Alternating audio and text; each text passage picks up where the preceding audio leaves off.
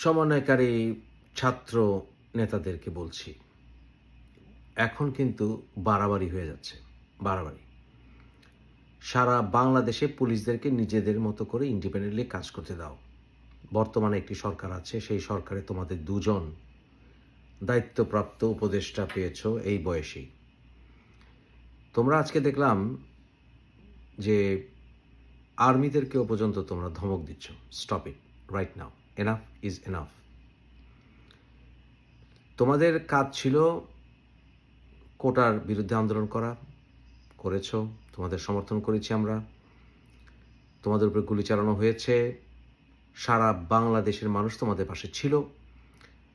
স্বৈরাচারী শেখ হাসিনার পতন আবশ্যক ছিল তোমাদের সেই আন্দোলন, আলটিমেটলি তোমাদের উপরে গুলি চালানোর কারণে সেটা গণজাগরণে পরিণত হয়েছে এবং আমরা সবাই মিলে শেখ হাসিনার পতন ঘটিয়েছি। এটা তোমাদের একার কৃতিত্ব নয়। আমি ঘুরিয়ে পেঁচিয়ে কথা বলতে পারি না। তোমাদের কথার টোন আমার ভালো লাগছে না, আমাদের ভালো লাগছে না। তোমরা যাকে তাকে যেভাবে খুশি আলটিমেটাম দাও, ঝাড়ি দাও। It must stop, it must stop right নাও। তোমরা সরকার এভাবে প্রভাবিত করতে পারবে না, বাংলাদেশের প্রতিটা বিষয় এভাবে তোমরা নাক গলাতে পারবে না। তোমরা রাজনৈতিক দল নাও, রাজনৈতিক দল হলেও এই অধিকার তোমাদেরকে কেউ দেয়নি। Stop it right now. এই বিপ্লবের সম্পূর্ণ গৌরব তোমাদের নয়, আংশিক গৌরব। এই গৌরব আমাদের সবার, কিন্তু এর অর্থ এই নয় তোমাদেরকে মাতব্বরি করতে দেব। তোমাদের বিরুদ্ধে অনেক নালিশ আসছে এবং তোমরা বলছো তোমাদের কমিটির নামে এটা করছে ওটা করছে। I don't care, we don't care. তোমাদের এই বৈষম্য বিরোধী যে সমন্বয় কমিটি করেছো এটা ভেঙে দিতে হবে, ভেঙে দিতে হবে। এবং আমি এই সমন্বয় কমিটিতে যারা যারা আছো সারা বাংলাদেশে আমি বলবো, এখান থেকে তোমরা রিজাইন দেওয়া শুরু করো ইমিডিয়েটলি। তোমরা অনেক কিছু জানো না। আমি মুফাসিল ইসলাম ব্লাফ দেই না কখনো, আমি ব্লাফ দেই না। সারা বাংলাদেশের মানুষ জানে আমি ব্লাফ দেই না। আমি অনেক কিছু জানি, বিশেষ করে যারা এই আন্দোলনের একেবারে কেন্দ্রবিন্দুতে আছো।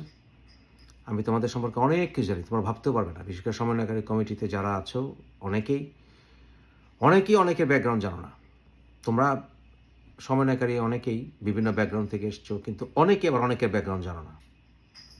আমি জানি। এবং কারা এর পেছনে কাজ করেছে, কেন এত সিজনড পলিটিক্যাল লেকচার দেয়, ঢাকা ইউনিভার্সিটির কোন ডিপার্টমেন্টে কী ট্রেনিং হয়েছে, স্কুল লাইফ থেকে কী ট্রেনিং হয়েছে, সব আমি জানি। আমি ব্লাফ দিই না। আমি তোমাদেরকে বরঞ্চ 72 আওয়ার্স আলটিমেটাম দিচ্ছি। যদি তোমরা তোমাদের এই সকল কাজ স্টপ না করো, আমি তোমাদেরকে কারা পিছনে কাজ করিয়েছে আমি সব ফাঁস করে দেব। Enough is enough. আমার কাছে আমি কিন্তু ব্লাফ দিই না। আমি জানি কোন গোষ্ঠী, কোন রাজনৈতিক গোষ্ঠী না কি গোষ্ঠী না কে কিভাবে কাজ করেছে। I know everything. এমনকি বাংলাদেশ সরকারও এই বিষয়ে সম্পূর্ণ ক্লিয়ার না, কিন্তু আমি ক্লিয়ার। বাংলাদেশের রাজনৈতিক দলও সম্পূর্ণ ক্লিয়ার না, আমি ক্লিয়ার। বিএনপিও 100% ক্লিয়ার না, আমি ক্লিয়ার।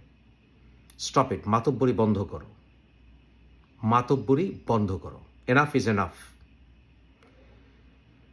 তোমরা এখন একটা নুইসেন্সে পরিণত করেছ দেশটাকে। ইট হ্যাজ টু স্টপ।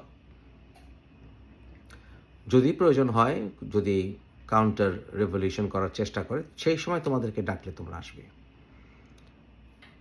রাষ্ট্রীয় কাজের এবং দেশের কাজের স্টপ ইট। এবং বাংলাদেশ সরকারকেও বলছি, ডক্টর ইউনূসের দৃষ্টি আকর্ষণ করছি, স্যার আপনার সরকারে কি ফাইজলামি শুরু হয়েছে? যে দুইটা বাচ্চা ছেলেকে বসিয়ে এক একজনকে দুইটা করে মন্ত্রণালয় দিয়ে দিয়েছেন, একেবারে গুরুত্বপূর্ণ মন্ত্রণালয়। ক্রীড়া মন্ত্রণালয় বুঝলাম,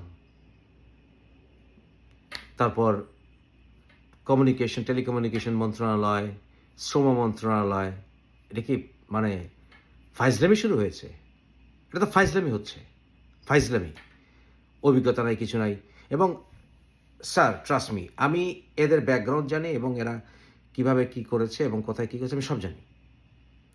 একটা বিষয়ে আমি মনে করি যে যখন আন্দোলন করতে হয়, যখন স্বৈরাচার পতন ঘটাতে হয়, যখন ফেরাউনের পতন ঘটাতে হয়, সবার সাহায্য নিতে হয়। যাকে উপযোগী তাকে ব্যবহার করা যায়। সেই ক্ষেত্রে এই ছাত্র আন্দোলনের সঙ্গে আমি ছিলাম, আছি, এবং ছাত্রলীগের মতো গুন্ডাদেরকে ঠেকানোর জন্য আমরা সবাই একসাথে কাজ করেছি, ওদেরকেও সাথে নিয়েছি। কিন্তু এর অর্থ এই নয় এই চ্যাংরা পোলাপান আমাদের ঘাড়ে বসে বসবে। নো, তাদেরকে এই উপদেষ্টা কমিটি থেকে বাদ দেন। এনাফ, বহুত শোপিস হয়েছে, স্টপ ইট। আমাদের দেশের এ সকল গুরুত্বপূর্ণ মন্ত্রণালয় অভিজ্ঞতাহীন চ্যাংরা পোলাপানদের জন্য নয়। Enough is enough doctor Yunus sir, আপনাকে আমরা ভালোবাসি, বাট দ্যাটস এনাফ। এবং বাংলাদেশের রাজনৈতিক দলগুলোকে পরিপূর্ণ কাজ করতে দিতে হবে। আমি জানি যে আপনি চান না যে বিএনপি ওয়াক ওভার পেয়ে যাক, but I don't care sir, we don't care. বর্তমানে বাংলাদেশে বিএনপিকে শক্তভাবে দাঁড়াতে হবে, এবং বিএনপি ছাড়া এই মুহূর্তে সারা বাংলাদেশে এফেক্টিভ ডিসিপ্লিন আপনি আনতে পারবেন, এবং এই চ্যাংরাদেরকে আপনি নিয়ন্ত্রণ করতে পারবেন। এদেরকে আমরা ভালোবাসি, কিন্তু এরা চ্যাংরামি শুরু করেছে এখন। এই চ্যাংরামি হ্যাজ টু স্টপ। সাধারণ ছাত্রদেরকে বলছে, তোমরা আমাদের কলিজার টুকরা, তোমাদেরকে ভালোবাসি, তোমাদের জন্য আমরা রাত দিন জেগে আছি। কিন্তু এই যে চ্যাংরা কতগুলো আছে তোমাদের ভিতরে শীর্ষস্থানে দখল করে আছে, এই চ্যাংরাদের চ্যাংরামি বন্ধ করতে হবে। আলটিমেটাম ফাল্টিমেটাম দেয়, মানুষকে ধমক দিয়ে কথা বলে, মিডিয়াতে ধমক দিয়ে কথা বলে। It's has to stop right now, otherwise আমি এদের মুখোশ খোলা শুরু করব। আমি এমন কিছু জানি ওরা ভাবতেও পারবে না আমি কি জানি, কোথায় ট্রেনিং পেয়েছে, কি করেছে, কার দ্বারা নিয়ন্ত্রিত হচ্ছে, কি হচ্ছে, সব জানি। এবং সেটা যদি জাতির কাছে আমি প্রকাশ করি, এটা রেজাল্ট ভালো হবে না, মানে লজ্জিত হতে হবে। সুতরাং আমি বলবো বরঞ্চ সাধারণ ছাত্রদেরকে, তোমরা আমাদের কলিজার টুকরা, এই সমস্ত কমিটি থেকে তোমরা রিজাইন করো রাইট নাও। 72 আওয়ার্স দিলাম। ওরা কি আলটিমেটাম দিবে? আমি দিলাম 72 আওয়ার্স। কি বিশ্বাস হয় না? দেখো 72 আওয়ার্স দিচ্ছি, এরা যদি না শুধরে, যদি এদের টোন যদি এরা চেঞ্জ না করে, জায়গায় জায়গায় ধন্যা দেওয়া যদি স্টপ না করে, শুরু করব। এবং নাহিদকে বলছি, এবং তার বন্ধু, নাম আমার মনে থাকে না, আসিফ বোধহয়, যাও, এদেরকে বলছি তোমরা রিজাইন করো, resign from the government. Asif ভাই, আমি সব জানি, সব বেড়ে গেছে, স্টপ ইট রাইট নাও।